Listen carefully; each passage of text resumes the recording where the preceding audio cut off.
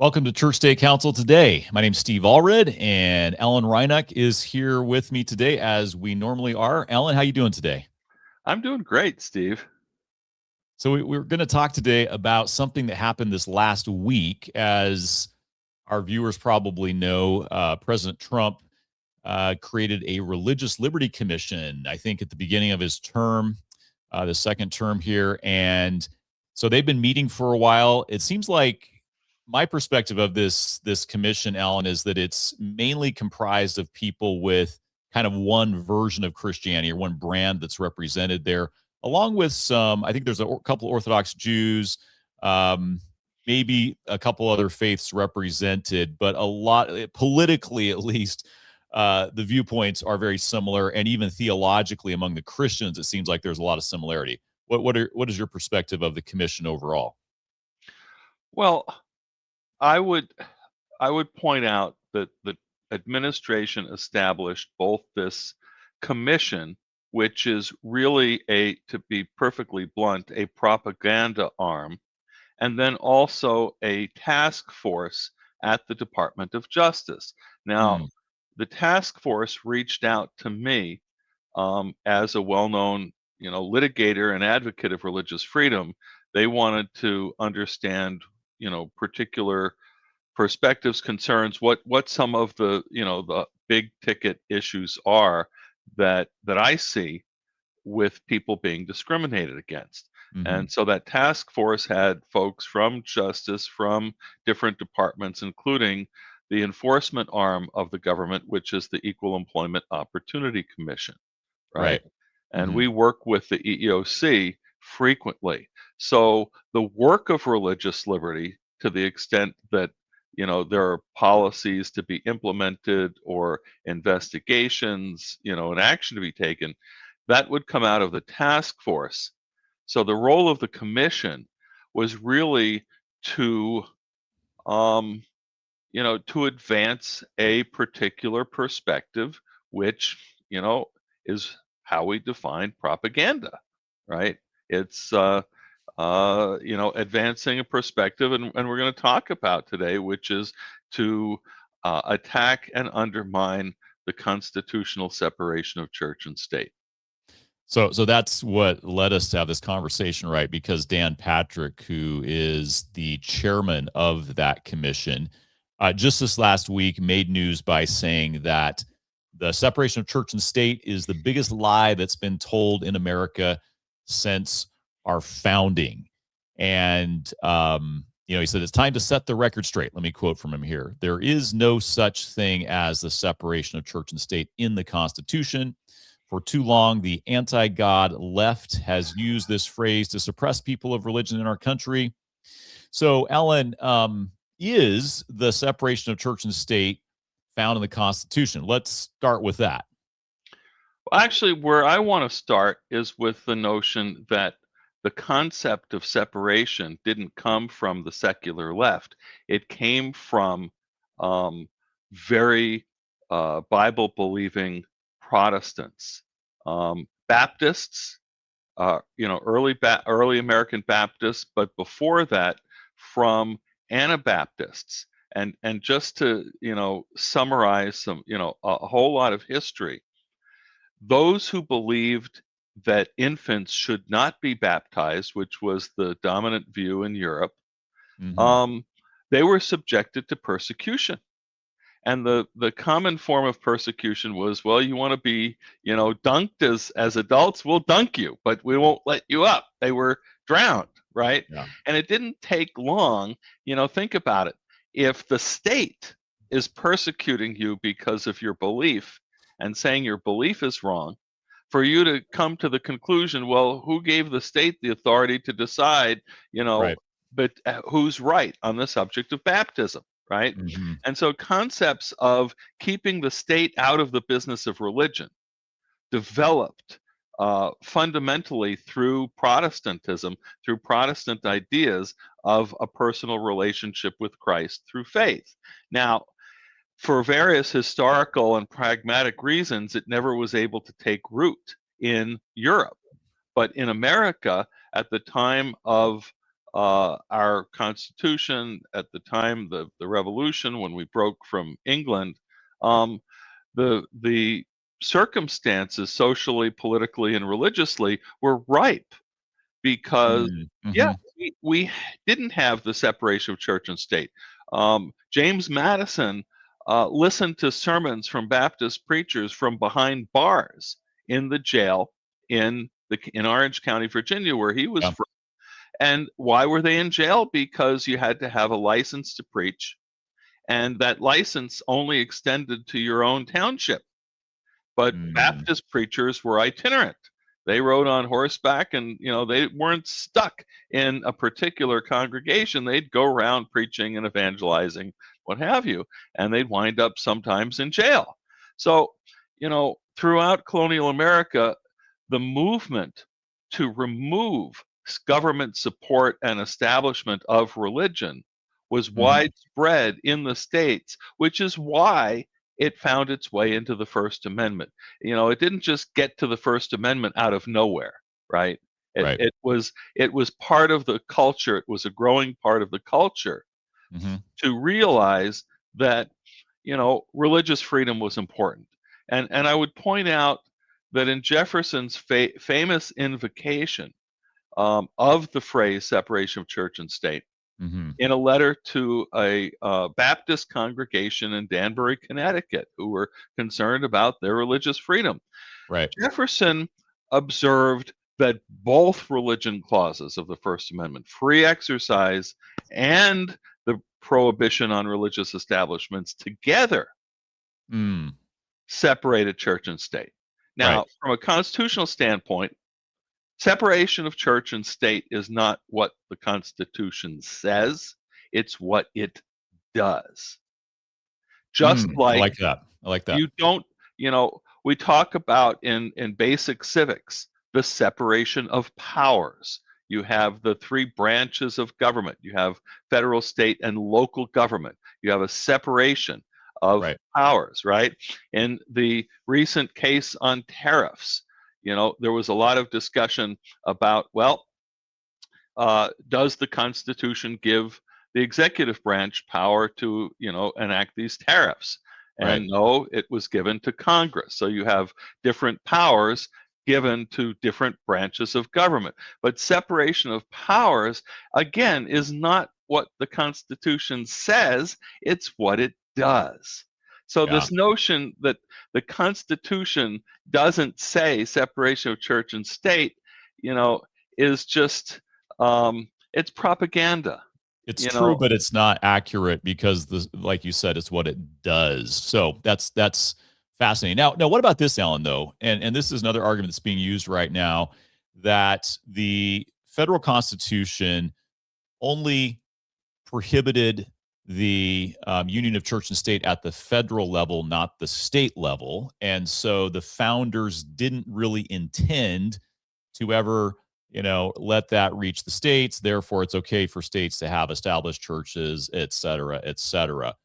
How do you make an argument against that? Because on a and technically that's true at the founding, at the time the constitution was ratified, but was what about intent? Was that really their intent? Of course we know that the constitution and the first amendment um, was later applied to the states for the 14th amendment, the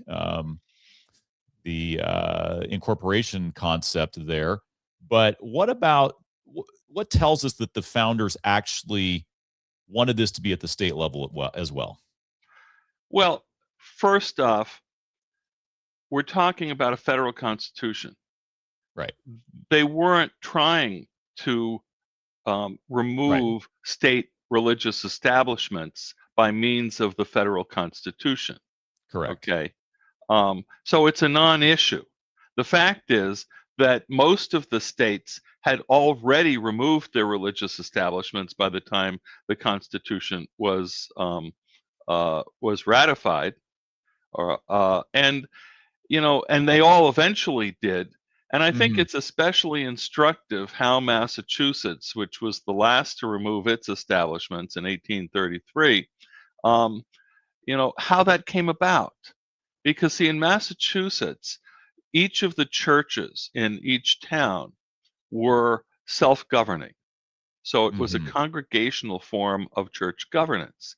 And the town would vote. Everyone, all of the townspeople who were members of the church could vote to, to elect clergy. Well, what happened was there was a wave of growth of the Unitarian doctrine, which Hmm. was different Hmm. than the traditional Puritan doctrine of the Trinity. And as churches began to hire Unitarian ministers and people felt their congregations slipping from their fingers, as it were, theologically, they said, no, we got to stop this. And that was part of um, really the establishment because the government was funding, the churches. So they disestablished the churches so that they could keep their own congregational control and theology So, intact. Alan, you're telling me again. So you mentioned earlier how it was religious people initially who, promoted the separation of church and state, the Baptists, and now you're telling me in the 1830s, it was again religious people at the state level who said we need to separate the church and the state. We need to disestablish the church. Correct. And now we've got religious people saying the opposite. So is there a little opportunism going on here, or were the religious people back then more sensible than we are today? Um, Look, I don't want to talk about motives, but I will talk about the change in posture within the culture yeah. because, particularly the early advocates in Virginia was kind of the archetypal example, right? And in Virginia, you had all of these different minority religions because the dominant faith in Virginia was the English church, the Anglican church, which, given the separation from England, became Presbyterian, but it's basically the Episcopal. same. Right. I'm sorry. The Yeah. Episcopal Church, basically the same idea, but just Americanized.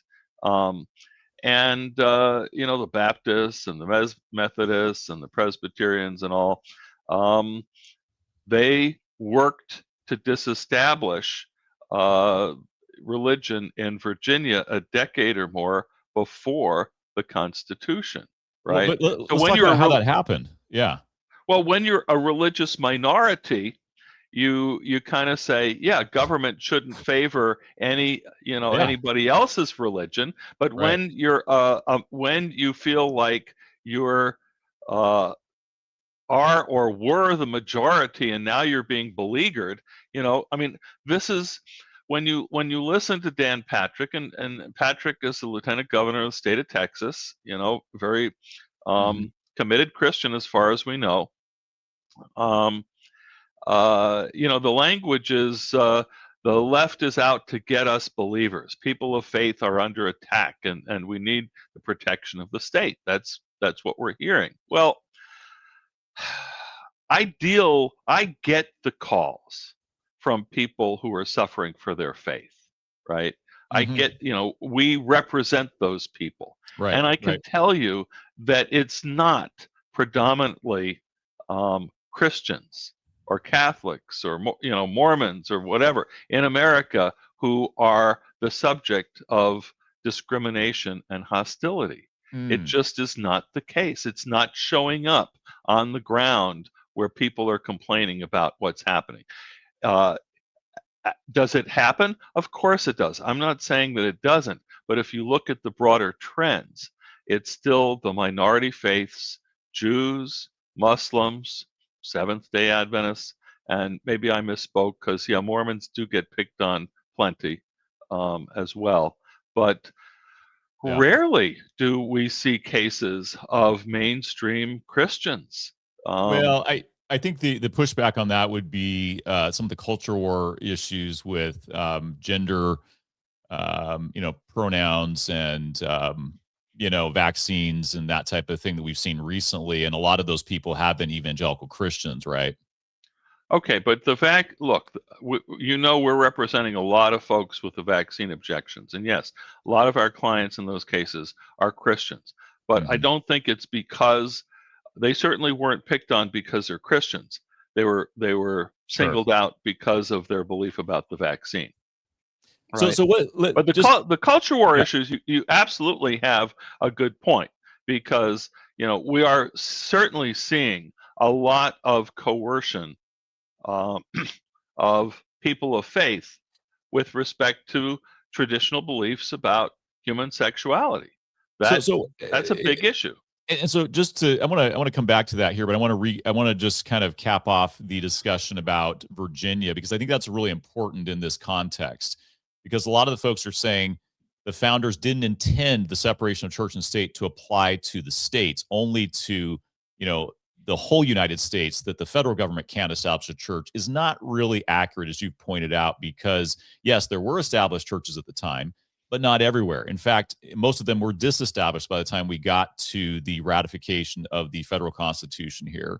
And I think Look, a good example, if I could just finish this thought, is James Madison and Thomas Jefferson in Virginia, as you've alluded to, right? Because James Madison comes along and he pins his incredibly, I think, just well done, well thought out memorial and remonstrance against religious assessments, which was his argument against religious establishment in Virginia, and not just any one church being established, right? But against it was a bill to kind of support any Christian religion. So it was a very broad kind of establishment. And he said this is wrong, and he has we should read that sometime. It's great, and that paved the way, of course, for Jefferson to pass the Virginia Statute of Religious Freedom, religious right? freedom. And so I think so to me there's a great example of two very prominent founders saying we should not have religious establishments even at the state level, period. Right. But when we say quote the founders, we forget that really there was a second founding, right? In the True. first republic, in the first republic, only white men and Mm, only white yeah, men with property had had the civil right rights. Yeah. to vote, right? And so the concept that we have a constitution, as Abraham Lincoln famously said in his Gettysburg Address, that we founded a nation of, by, and for the people, Right. right? Based on the proposition that all men are created equal. It just wasn't so. Okay, and it just wasn't so until we began to make it so with the passage of the Civil War amendments, 14th, 13th, 14th, and 15th Amendments, right? Yeah. And so what happened with those is that uh, a second group of founders insisted, based on the experience of the Civil War, that all of the states had to protect and be under obligation to the civil rights of every human being. Isn't it Right. interesting, Alan, how right now we discussed this in our last episode about some of the attacks on birthright citizenship, which was established by that 14th Amendment, and this idea that the separation of church and state doesn't apply to the states, which is an idea that's been promoted recently as well. Those were two things that the 14th Amendment, brought about, if you will, and it's just fascinating and it's concerning that those are both being attacked now at the same time, really by kind of this whole Christian nationalism movement that we're seeing today. But Alan, let me ask you a question because I think the concern, and I get the concern by those who are promoting Christian nationalism. I think a lot of them are very sincere in their motives, and they're saying, hey, listen, things were different back then than they are now. Most people were, generally at least somewhat religious. They weren't doing all the weird, crazy stuff they're doing now. We talked about the culture wars. Let's talk about that again, right? All of the stuff with sexuality and that type of thing wasn't being promoted in, public schools, let's say, and Christians didn't maybe feel as uncomfortable in society as some do today. And so their argument is, well, back then they could have separation of church and state because society was more moral, but now we need church to, come in and take over again because we got to get society moral again. What's your answer to that? The notion that political power is capable of aiding the gospel is a fantasy. The church has been given the power of the Holy Spirit.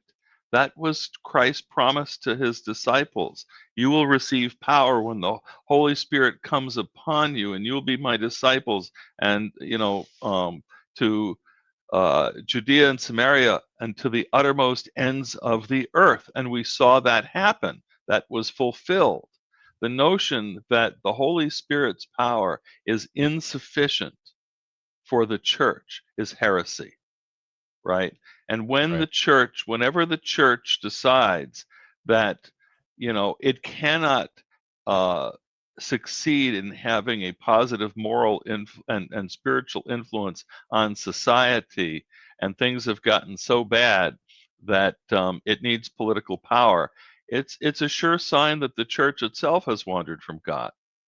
To those, and let me just say this, to those who would say, oh, well, society is so much worse, there was this ideal time. I'll never forget my professor of social and cultural history in America, and his final exam question was predictable. Compare and contrast the decade of the Roaring Twenties with the 1960s, because he Mm. had, he had a particular soapbox, which was, the 60s generation thought they invented sex. Well, human nature has always been what it is, right? And I mean, Wow. it was a point well taken. So yeah, we're dealing with challenges today that we haven't dealt with before. So there are certainly changes. Yeah. Whether it's social media, whether it's our kids are growing up too fast and exposed to internet porn and all kinds of challenges. Um, Hmm. that's true, but fundamentally, human beings haven't changed, and the gospel hasn't changed, and the power that has been given to the church to be a positive, power for good in society hasn't changed. And if the church is feeling helpless, it's because we've lost our connection with the power, Mm. with the source of power.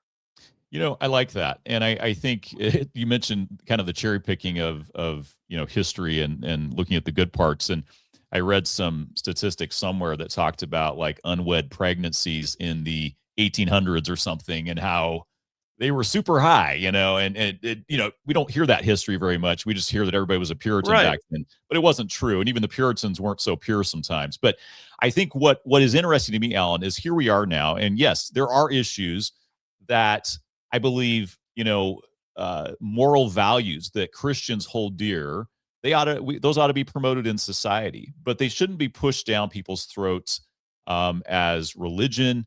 Instead, we should go to the public square, make our arguments like everyone else, using reasons that people who even aren't of our faith could agree with, and say this is why this is good for society, not to have, children who are, elementary school age making decisions on their own without their parents' knowledge about their, gender. Like that just isn't a good idea, right? But to bring religion into it and bang people over the head with the Bible and say, the Bible tells me this, even though the Bible really doesn't say anything about that issue specifically, I don't think. It doesn't do God any favors, and it doesn't do the church any good to do that, I don't think. So very well taken. I mean, here's the thing. Our world is in trouble. I just was watching a recap of a court case where a little girl was kidnapped by like a FedEx driver or UPS driver, and just, I mean, horrific. The video of the little girl standing there in the truck as she realizes she's being kidnapped, and the jury apparently in the courtroom was weeping, and the parents ran out of the courtroom. And you think that right there or just kind of encapsulates the pain in our world today, right? The pain of sin, the pain of evil. And it's like, so yes, our world needs Jesus. But Christians, the answer is not looking to Washington, D.C. It's getting on our knees and saying, Jesus, please use me. And this is the whole church, and as individuals, use us to love people around us, to vote so that, yes, we can promote good and justice in society. But when it comes to changing people's hearts and the gospel, that's only something the Holy Spirit can do. Washington can't do that. No government can. So yeah, when we have people saying there's no separation of church and state, I get where they're coming from. I get why they think it could be a problem. Yes, I think the world is a mess, but the solution is not to unite church and state. Would you agree with that, Ellen? Absolutely. Let me close with one story, Okay. okay? There's so many stories we could tell. Decades after the Supreme Court allegedly kicked God and prayer and the Bible out of public schools, there was a public school district, I believe it was in Louisiana, but it could have been Mississippi. It's been a long time since I've thought about this story. And there was Bible readings over the loudspeaker system in the morning, something that had been rejected by the Supreme Court decades earlier. And a Lutheran family brought the lawsuit, a Lutheran parent, and they got run out of town. But the upshot of the lawsuit was that the court imposed an injunction to prevent that practice. And so what did they do?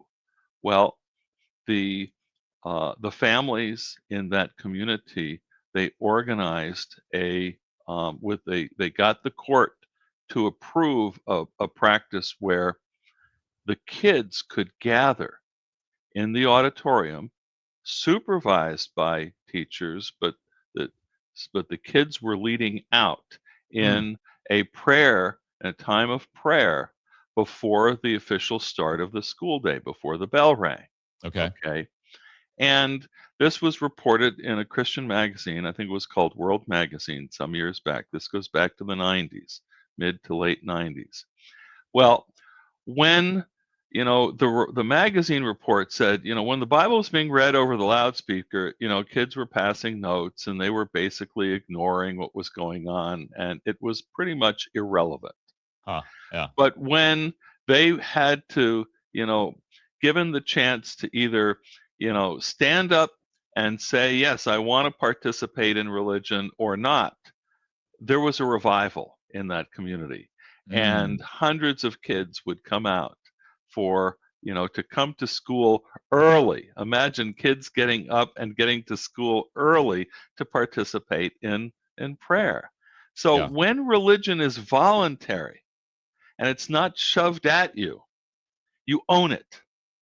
And it's of far more value and influence than when it's something that's just kind of imposed on you. And I think that's a lesson that we all need to learn. How does the Spirit work? How does this work, right? It only works when the heart is free, when it's not shoved down our throats. Excellent thoughts. And with that, I think that's a great place to end. So hope everyone's had a good week. And that is the Church State Council today. God bless you.